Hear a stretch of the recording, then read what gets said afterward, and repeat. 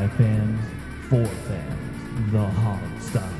And now, here's your host, Sean Conti. Ladies and gentlemen, welcome back to the Hog Style. It's Sean here. We've got a special two-man show episode today. Steve Thomas is with us.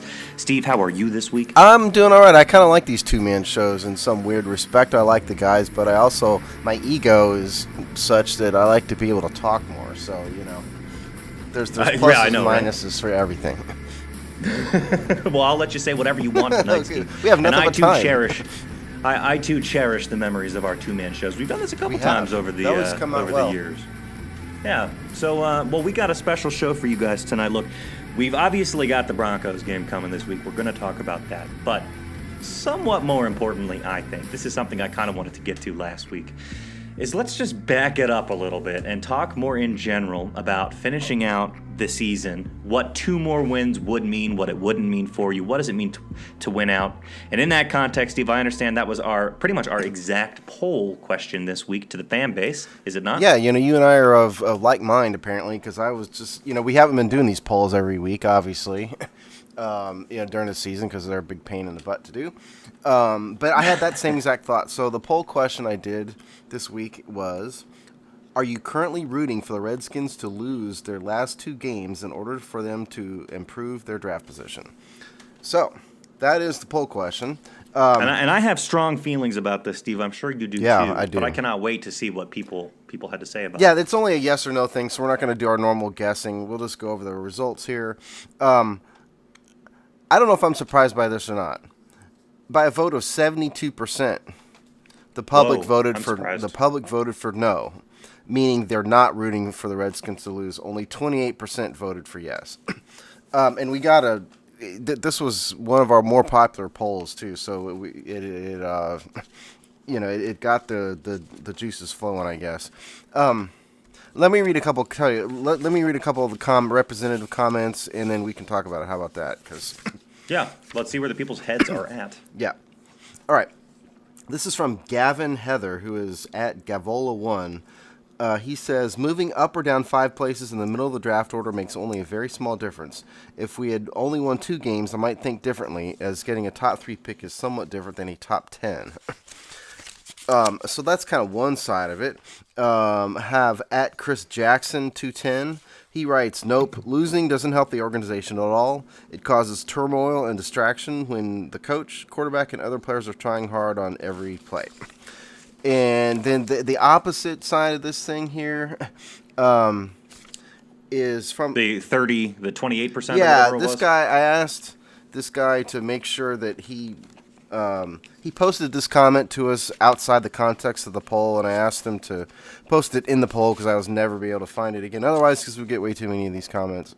This is from Razor Ramon, who is at alterego_24. He says, I'm rooting for them to lose respectfully, like how the Bucs lost on Monday Night Football. I believe draft position is important. Do people really think that the players and coaches start next year and say, well, we won all those games at the end, so we have a chance? So that's his opinion. So, to Razor Ramon, the draft picks, the draft position is far more important. So that's that. We got a lot of comments. I can't possibly read all these, but that's kind of the sample of it. Well, I can understand where everybody is coming from, and the interesting thing is, I don't actively root for the team to lose ever. That's not where I would come from this. But I guess where I would come from in this situation is there's not a whole lot of value in winning out, and I think there's a more meta point to be made about this in general. I'm very surprised that it was so 72% to 28%. I would think it would be a little bit more split than that, just knowing Redskins fans. But what do you want to do? You want me to give my whole spiel on this thing? Or do you give your spiel. Okay. Here's the thing, because I understand exactly what people are saying. You don't want the team to lose. The difference between, what was the second guy I think I said? The difference between, the 5th draft pick and the 10th, it's not a huge difference. Yeah, I understand that was Gavin Heather who said that, I think. Thanks, by the way, for writing in, Gavin, and everybody else who did. Here's the thing. I think that the fact that the Redskins for so many years have been a middling team, middling to average. Josh Norman said something about this, and I know we want to talk about the Keim article. He was quoted in the Keim article as saying it's just so many years of average to below average play. I'm not really making a draft position argument here, but what I would say is you spend so long at the cusp of hope and never really attaining it. And there's been some common threads that I think Bruce Allen, for example, it's like the team has been so bad at times, but then at other times it's done just okay enough, maybe for the main heads not to roll. And I guess it's just been a state of kind of limbo over the years. And then I think that gets exacerbated by not getting those high draft picks. But really, that's a minor point. I guess what I'm really just saying is, because the team is sort of an average team, we're not getting the real accountability, I think. Where do you fall on it? Well, I'm one that I can never, ever root for my team to lose under any circumstances whatsoever. I agree. I think you and I are agreed on that. I hope everyone would be. Well, they're not, though, because a lot of these comments echoed Razor, and I could read more of them in here that... That's just ridiculous. Yeah. You don't want your team to lose. I don't know why you're even a fan if you want your team to lose. I mean, if the choice is between 2-14 and 4-11, I want to be 4-11.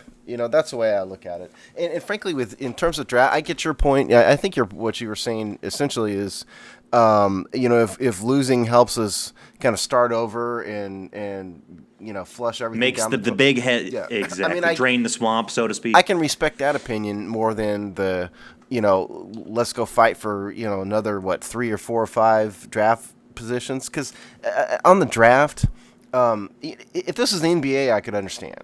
Because there's a lottery, and and there's only 3 or 4 all-star level players in any NBA draft. But Tony Romo was undrafted. Joe Jacoby was undrafted. Kirk Cousins. You can find talent anywhere. Kirk Cousins was in the 4th round. So I'm not that concerned. If we're 15th as opposed to 10th, I shrug. Yeah. It doesn't matter. Yeah, and so I just that's my thought on it is. I would, rather than fight for the draft position, for me, what it really is establishing some momentum, going into next year. Yeah. Listen, we won our last 3 games. We ended up 8-8. We didn't have a losing record. It's been since 2014 since we had a losing record in this organization. That's progress to me. And, because frankly, it hadn't happened much. It hadn't happened much, around here since the 80s. Or the early 90s, rather. So I'd much rather see the team establish a winning culture and identity rather than worry about draft picks. And your point is a valid one. I'm a little sick and tired of having every fan out there just rooting for, like Bruce Allen to be zapped up in a in a lightning storm or something. Sucked up in a tractor beam. Yeah, and that's like the focus of everybody's existence. I just want to watch a couple football games. I hope they win. They might not. Yeah. It's not that complicated to me. And let me say, too, when I make that argument, it tastes bad coming out of my mouth, too, because when I think about it, I mean, I'm talking about a general lack of accountability for the fact that the team hasn't been cataclysmically bad, 0-16 bad. But at the same time, how many coaches have we had in the last few years? I mean, we've had a lot of coaches. I know we make a joke about the kickers, but I'd be curious to how many head coaches the Redskins have had compared to a lot of other franchises. Seems like we've actually had a lot of turnover.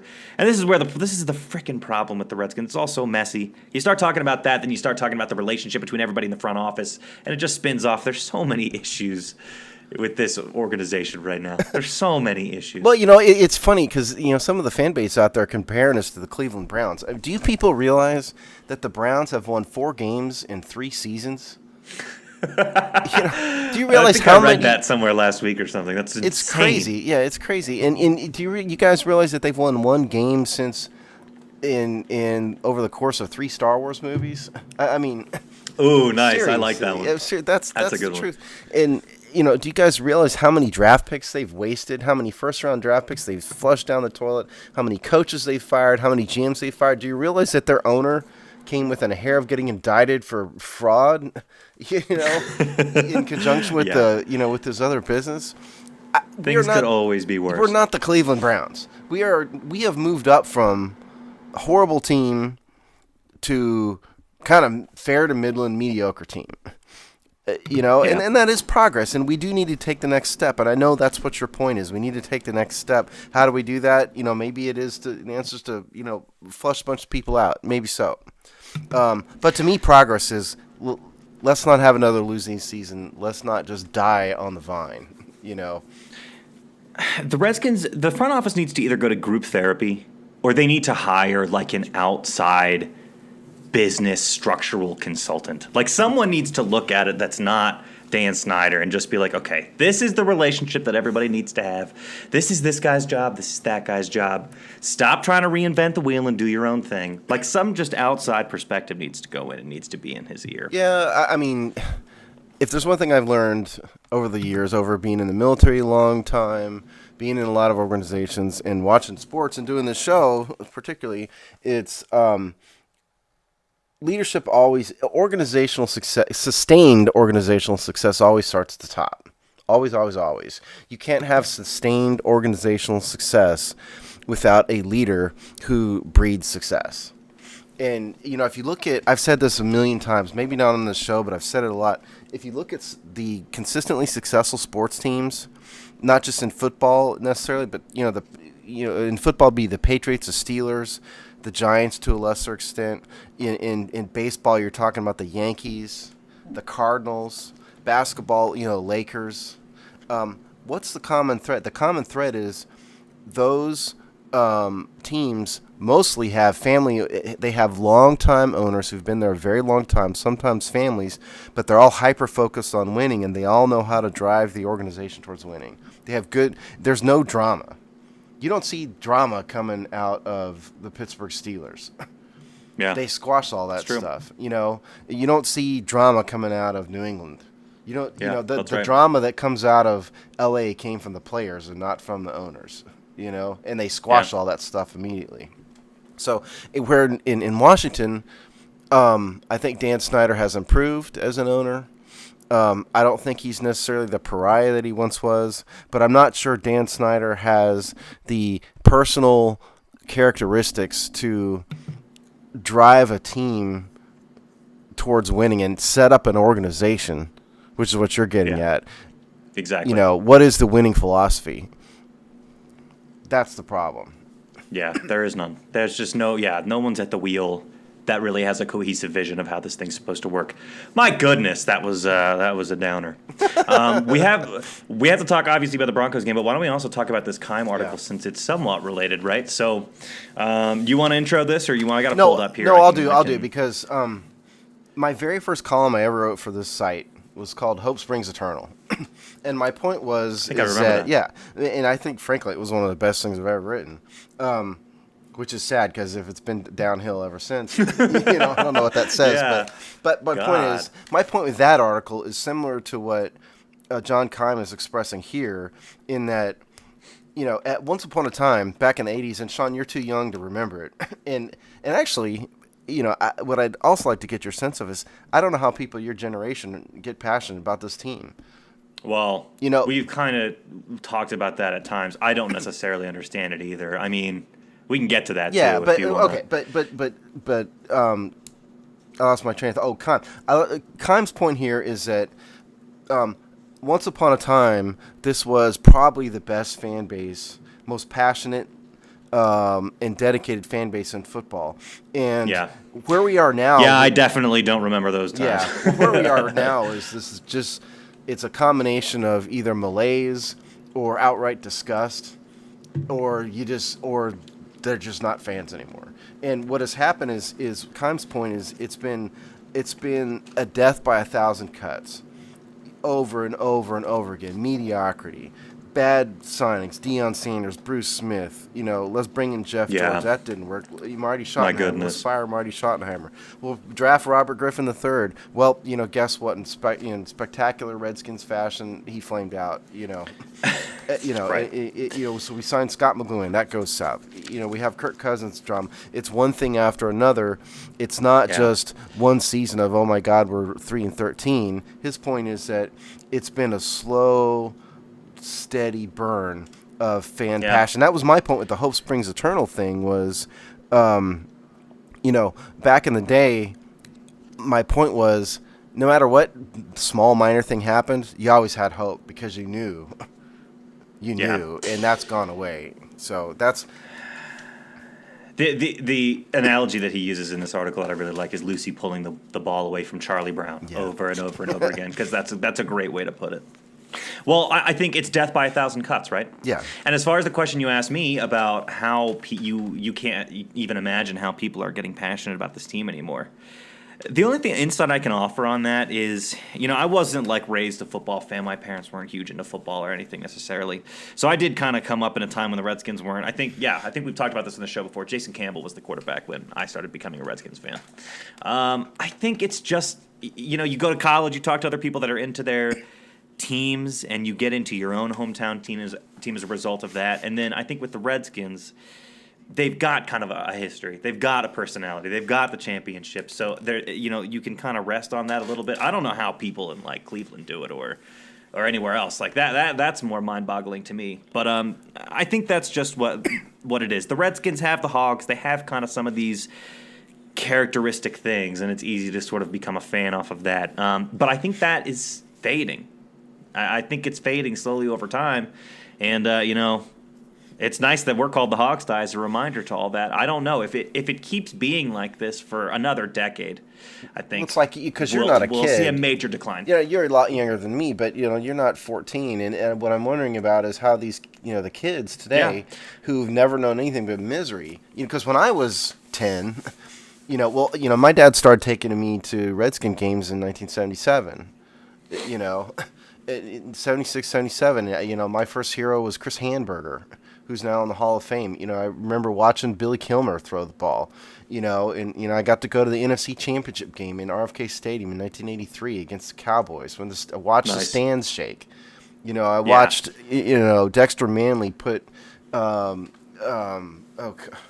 Dallas quarterback out of the game. I watched Darryl Grant, intercept the ball and run in for a touchdown. Well, rub it in, why don't you? Well, my point is that I don't have any of this. I know you don't, and that's that's where the passion comes from. Is I lived through all that stuff, and so I can, my passion hasn't eroded too much, whereas guys of your generation and younger, all they know is Deion Sanders. Oh my God, Bruce Smith. Robert Griffin. It's gone away. Look, they smeared in Scott McGowan out the door, and said he's an alcoholic, and it's just one thing after another. My passion for the team stems from what I remember back in the day. Yeah, when the team could actually field a good product. And I'm not talking about people just being a fan, because if it's your hometown, it's your hometown team, you're from DC. I get it. Yeah, how do you get really into it? Yeah, you're a fan. You're going to root for them. How do you really – the passion that was in RFK Stadium came from success. Yeah. Yeah. And that's just hadn't been around for a generation.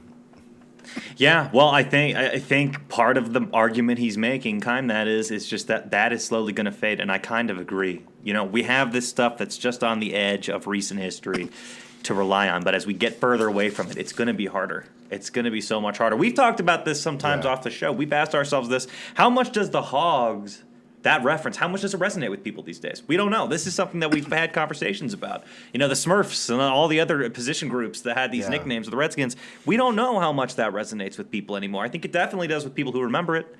But, it doesn't with anyone else. We were hugely excited to have Joe Jacoby and these guys, the lucky, old guys we've had, old players we've had on this team. The four of us, and really in back when Robbie was too when he was with us, were very excited. I don't know if the younger fans, they're going to listen because they like the show, but are they going to be very excited about hearing Ricky Sanders?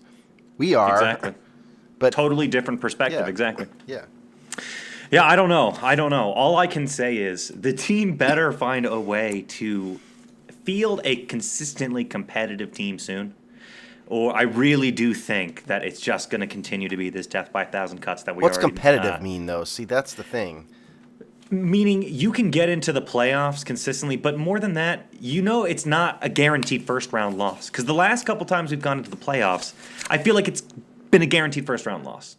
We have known you're not going to go deep in the playoffs. So I think a team that you can look at and watch and say, not only do they have a chance, but they have a chance of actually going far. I'm not saying it's going to happen, but they at least have that chance. I don't think we've been able to say that for years. Oh, no. I mean, I think the last time I can honestly say that with a straight face is when is in the 90s.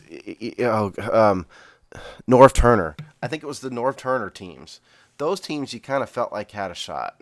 They didn't ever come through, but at one point that group was. But they could. That group was one errant snap on a field goal away from the NFC Championship game. Against Tampa Bay, and what was that? Maybe 98, 99. Somebody correct me. But point is, that was the last time I felt like this team really had a shot at sustained success.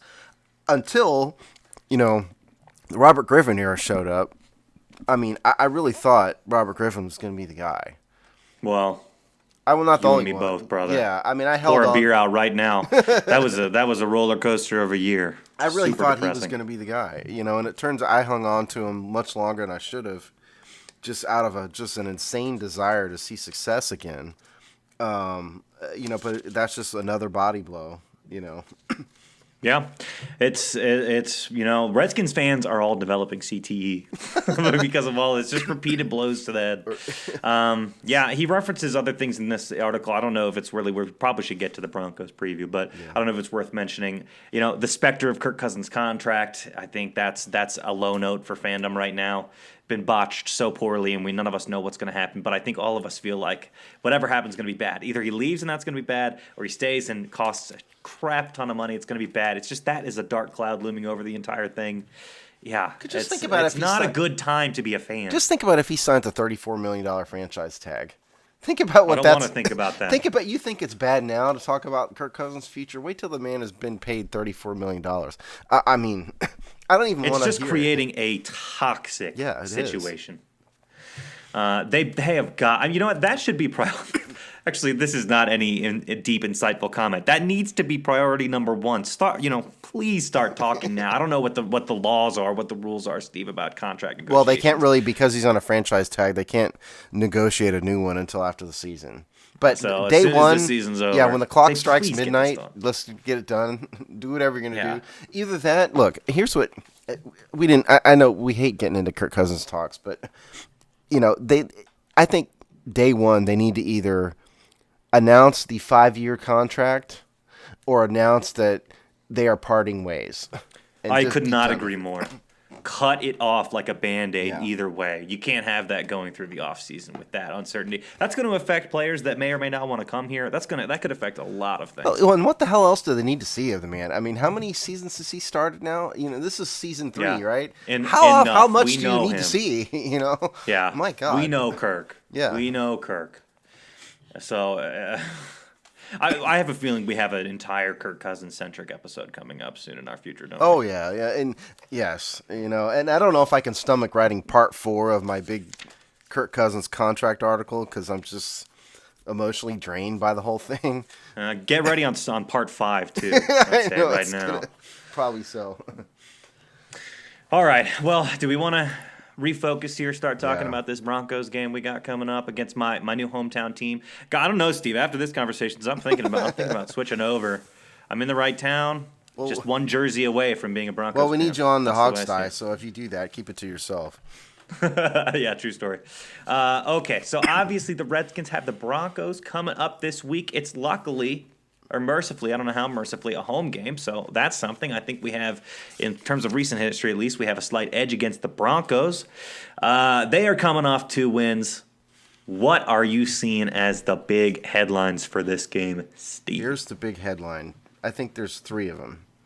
Number 1, this team is 5-9 overall, and they're 1-6 away from Denver. That's number 1. Number 2, the air here is so light and clear. Yeah. That's Number 2, their quarterbacks are Trevor Siemian, Brock Osweiler, and Paxton Lynch. Yeah. Dear God in heaven. That's number 2. And then the number 3 point is that this team has put up somewhat amazing defensive numbers in every single area but 2. And they happen to be 2 very important areas, which is points and red zone defense.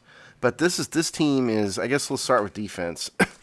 Yeah. Think about this for a minute. Number 1 in total yards, number 1 in yards per game, number 2 in yards per play, number 2 in passing yards, number 4 in rushing yards, number 1 in rushing yards per attempt, but 29th in red zone defense. Yeah, that's weird. Well, I think I figured it out. I thought about this. because their turnover ratio is net minus 15. They're 31st. Wow. Yeah. I didn't know that. And I didn't see they're ranked first overall defensively, right? Overall? Well, depending on how you measure it. I mean, they're first in total yards, if that's how you want to measure it. Yeah. And I think if you look at it, the three amigos of the quarterbacks, they have thrown 19 interceptions. So I think what's going on here... Yeah, and like 15 touchdowns, too, I think. Yeah, so I think what's going on here is, this team has talent, right? On defense, Von Miller, they've got an outstanding secondary. They've got pass rushers. Obviously Von Miller's an all-world, linebacker. I think what's going on here is that not too many teams are going to drive the length of the field, but there's been so many turnovers and so many bad things that have happened courtesy of their offense, that the defense just gets put in a bad spot, and short field, red zone turnovers, and that's why they've given up a lot of points, and that's why their red zone defense is bad, even though they don't give up any yards to anybody. I think that's what's going on here. So the key defensively. That's an insightful point, Steve. Okay, so I see where we're going. So I think the key for the Redskins offense, or defense rather, is you've got to get interceptions off the quarterbacks. Have to, must. Yeah. And in terms of how are we going to move the ball against, I don't know if you have great insight into this. How are you going to move the ball against Denver on the 90-yard drives we have to do? It's not going to be rushing the ball. It's not going to be. Right. They're giving up 3.3 yards per attempt, which is about what we run. So it's got to be a Kirk Cousins have a good day. Yeah, it's got to be Kirk Cousins have a good day. Guys have got to get open. Obviously it's going to be a big. I think we're going to need a lot out of guys like Doxson this week. They've got to play disciplined football on offense. They can't make stupid decisions. They've got to hold on to the ball. It's going to be an uphill battle. This is not going to be one that we're going to run away with for all the reasons that you just mentioned. I've given up really expecting anything on the ground. So, yeah. I mean, Kirk has got to get it done. He's got to get out of his own head. Give this team some pride and something to play for, and it's going to start with the offense. This week, the defense hasn't bailed us out for God knows how many weeks. Yeah, but the offense has got to do something. The defense hasn't bailed us out, but this Bronco team, they're terrible away from Denver, and their quarterback situation is just, one of the worst in the NFL. Trevor Siemian is on IR. For those of you who don't know, got put on IR on Monday. And so the quarterback is either going to be Brock Osweiler, who's terrible, or Paxton Lynch, who's never come close to living up to his draft reputation. And as a matter of fact, the Denver head coach, help me, what's his name? Vance, God almighty. I can't remember. Vance Joseph. Thank you. Vance Joseph. I thought I was going to say Johnson. No, Vance Joseph said in the Wednesday presser with the Washington media that he has not decided who's going to start the game, and that he is giving Osweiler and Lynch the exact same number of number one reps in practice. So we don't know who's going to play, but either one of them, both of them stink. Yeah, they both simple stink. as that. Osweiler's coming off a good game. I think he played last week, I believe. But I talked to one guy who's a Broncos fan over here, and he was just saying that they want to play Lynch just because they want to see more what they got in the guy. That would be the only argument for starting. The Broncos season's over too. Yeah. I think you said their record was, what was it? 5-9. They're 5-9. Yeah, they're out of it. I think I think we may see Lynch, which I think he's worse than Osweiler, so that would speak to. Well, I give you numbers. I mean, Osweiler has put up this season in 6 games, 3 games started, a quarterback rating of 75.9. Excuse me, 75.9. And by the way, Trevor Siemian was only putting up 73.3 rating with 59% completion percentage. So it's not like Trevor Siemian was even competent himself. Paxton Lynch, he's only played in 1 game. Had a quarterback rating of 38. So, nobody here is going to imitate John Elway. Right. And it's crazy because they have weapons on offense. They have receiving weapons, real receiving weapons. I think weapons. I think Emmanuel Sanders is a little banged up, but still, I mean, they have a much higher pedigree on offense than they've played to. You know what? Sorry to derail us, but this kind of goes back to the Kirk Cousins thing. You think twice about just saying get rid of the dude, because you could end up with one of these 3 guys. Could be playing Trevor Siemian. Exactly. That shows you can have incredible weapons like Demaryius Thomas and Emmanuel Sanders, and it's all for naught if you don't have a guy that can even do serviceable job at quarterback. Sorry, total derailment there. Things could be worse. Excuse me. I'm still recovering from my weekend illness. Hate to cough on the people, but in terms of, so I don't know if we transition from defense to offense or what. Yeah, my bad. I probably did that's that. right. Just to finish up on defense, the other thing they're really good at, third down conversions, second in the NFL, third down conversions. So we do have our work cut out for us. Clearly, with the Redskins, with the weapons that they have, it's going to be a tall order. So the trick is short field via interception, via turnovers. That's what we have to hang our hats on. Actually, before we switch, then I would mention too C.J. Anderson. Right. Great game last week. They could totally take the pressure off the quarterbacks by running the ball. We're like dead last against the run or something like that, and they're pretty good. I think they're 9th rushing on offense. So that is a mixed match, and that's, I think I said in the preview, the kind of offense that we tend to play dead against. Let's focus on, key in on the running back. And let the quarterback make their characteristic mistakes. That's what I would say. Yeah, I mean, look, you said it. The Broncos are a quarterback away from having a talented offense, from my perspective. Because Demaryius Thomas is about a top 10, top 15-ish receiver in production this year. Certainly a true number one receiver. He's gotten a ton of targets. He hasn't caught a ton of balls, but that's also because his quarterbacks stink. Emmanuel Sanders, obviously. C.J. Anderson, he's put up good numbers, and I view him as about a top 10 back, too. He's 9th in the NFL in yards, 4.1. Yeah, that's what it was. He's ranked 9th. Yeah, the team as a whole is 14th in rushing yards, but C.J. Anderson himself is a good back. He's the type of back that we've seen this time and time again in D.C., haven't we, where we make good but not spectacular backs look like the second coming of O.J. Simpson. Oh, yeah. Can anybody raise your hand if you can see that happening? Yeah, exactly. That's the thing. It's just this is another mismatch in terms of what they do well and we don't do very well. I would much rather, them have no running game at all and let us, try our best in coverage. Although that's been a problem too, obviously. And we're going to see a lot of running, because they're not going to throw Paxton Lynch or Brock Osweiler on the road in December and have him pass a ton. We're going to see a lot of C.J. Anderson. He's going to – I think he threw 25 times his last game or something like that, 20 times. So, they might go light in their attack through the air. Okay, well, do we want to switch to the other side of the ball? Yeah, I've kind of lost track of what side of the ball we're even on, quite frankly. But let's see. We haven't talked about Redskins defense. Redskins offense or defense? What do you want to do? Yeah, let's talk about Redskins offense. Offense. Okay. Let me just give you a couple of basic numbers here. Mainly, most of you guys, this is not going to be a surprise, but it's such a contrast to 2016. 18th in points, 18th in total yards, 14th in passing yards. I mean, last year, this is a top 10 team in all those categories. Why did I see somewhere that we were ranked dead last on offense at this point? Well, I saw that somewhere. I'm not sure. I'm not sure by what stat that was measured. Yeah, why don't you find that? Cousins himself, despite the tough season and the lack of weapons and everything, he's still 8th in yards. He still has a quarterback rating of just shy of 100. He's had another Kirk Cousins season, and I think if anybody's, I know half you guys hate him out there, but if you're being honest, it's what Sean said earlier. We could have Trevor Siemian out there, and then what we'd look like. I think Kirk Cousins is one of the principal.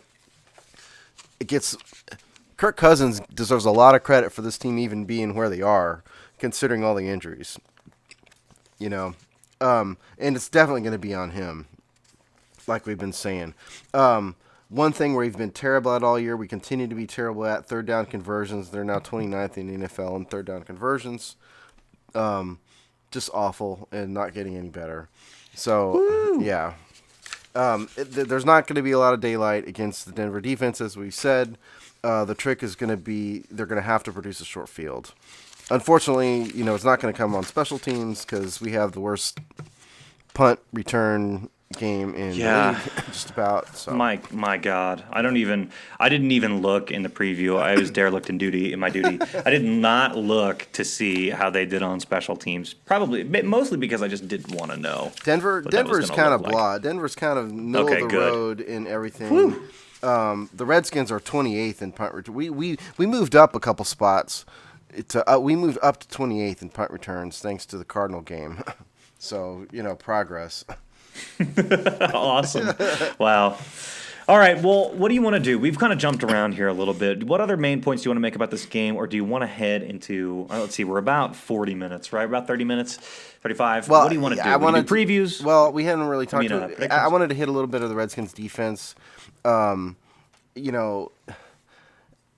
Cardinals were so incompetent in many respects in this past game that it statistically caused the Redskins to take sort of an across-the-board jump in most things.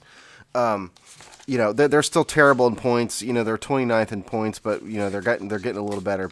But point here is that what's the strength of the Denver Broncos? C.J. Anderson, Demaryius Thomas, right?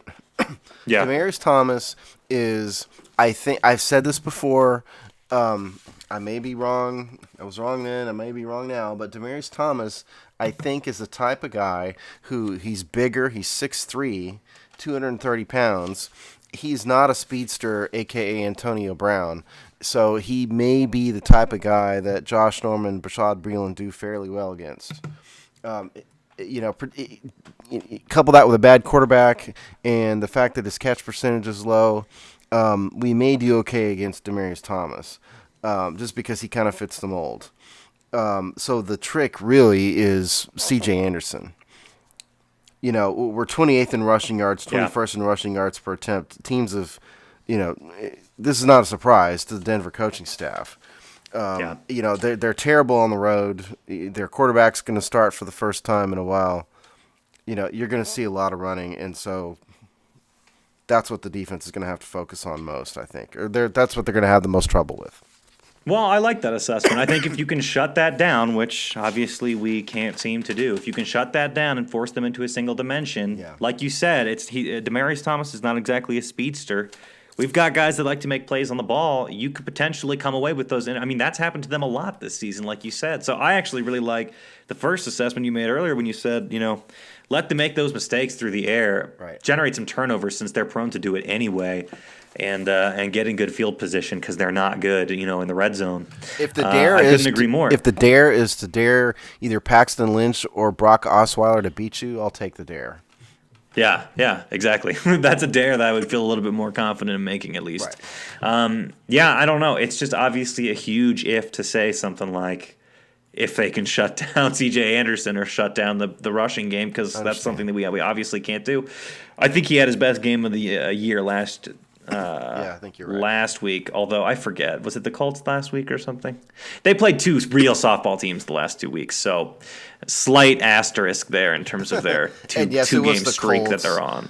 Yeah. Excuse me, and listen, the Colts are not a good representative sample, but they rushed as a team for 213 yards against the Colts. Yeah, so there you go. Yeah. Okay, well, I think we have our work cut out for us. Then you wanna enter some predictions here? Sure. All right, predictions.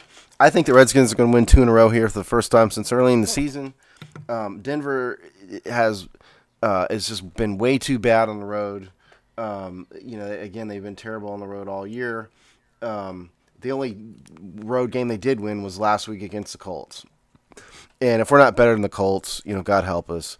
And couple that with the quarterback situation, they're going from bad to worse in quarterbacks. So, potentially much worse, yeah. The Redskins, with all their injuries and their lack of weapons and everything, they're just not in a position to run up a lot of points, especially against the Denver Broncos. But I think they're going to get some turnovers. I think they're going to be able to score some points. So I think we're looking at another game similar to the Cardinals, low-scoring, Redskins victory, something along the lines of maybe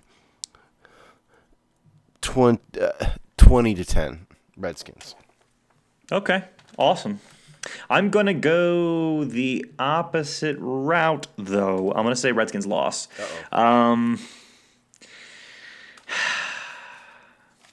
they could win this game, it would render my preseason prediction incorrect. For the first time. So you've been the best at these, those last couple of years. I know. Sorry, to explain to you folks listening, I have somehow, stumbling in the dark, managed to correctly predict the Redskins' season records the last couple years. Because we've done a terrible job of going back to that at the end of the season. We always forget. I always bring it up. You do bring it up. Closest. I guess 6-10 this year. Obviously, if they win this game, that would change. But I'm not just saying that I'm predicting a loss because of that. I really do think we're just not going to have an answer for Anderson. I don't think guys are playing with much heart or passion at this point in the season. We could win, but I don't think people's heads are there. So I think this is going to be a low-scoring game and a close one, but I do think the Redskins are going to lose. Let's call it 14-10. All right. I hope you're wrong. I've got one trivia question. The reason why I bring this up is that it sounds obscure. This is another one of these from the Redskins game day release. Oh my gosh, but okay. If every Redskins fan should be able to clue on this. So, name the running back who has rushed for the most yards against the Denver Broncos in a single game. Portis. Let's start this over. Rewind the clock. I'm going to ask the question again, and then you're going to think about it, okay? Name the running back, the Redskins running back who has rushed for the most yards in a single game against the Denver Broncos. This is one of these glaring this should be up in lights for every Redskins fan. No, it's not Riggins. Timmy Smith, man, Super Bowl, the '87 Super Bowl. Are you kidding me? 87. I wasn't born. I wasn't alive, Steve. It didn't exist. 204 yards in the Super Bowl. I keep forgetting how young you are. I didn't exist with this guy, Steve. I was but an apple in my parent's eye. I thought that was going to be one that you were immediately going to go. Oh yeah, Timmy Smith. Because you thought wrong. It popped in my head immediately. Tim Smith. Of course it's Timmy Smith. Well, very nice. I'm glad that we could give Timmy Smith a shout-out on the show. Keeping the legacy alive. Yeah, Timmy Smith was in prison for drugs, for drug dealing, after that. Oh. So, maybe this mention on our show. Kids. Yeah, don't do drugs, kids. But maybe this one mention on our show brings them some small amount of happiness. There you go. Well, I hope we could at least do that for folks. I don't know if we're doing a good job spreading happiness to the Redskins fan base. As Kime has pointed out, it seems to be eroding a little bit. But hey, we'll keep doing our job. Yep. You heard it here first, folks. We got our predictions in for the game. Let's see who's right. Steve predicted a win. I predicted a loss. I'm going loss. I think I'm going to get 3 years in a row with the correct record. All I know is we're covered for the result of the game one way or another. There you go. That's all that matters. Okay, well, keep checking with us online, folks. We got lots of content, obviously, coming up for the rest of the week. We will see you next time right here on the Hogsty. Take care.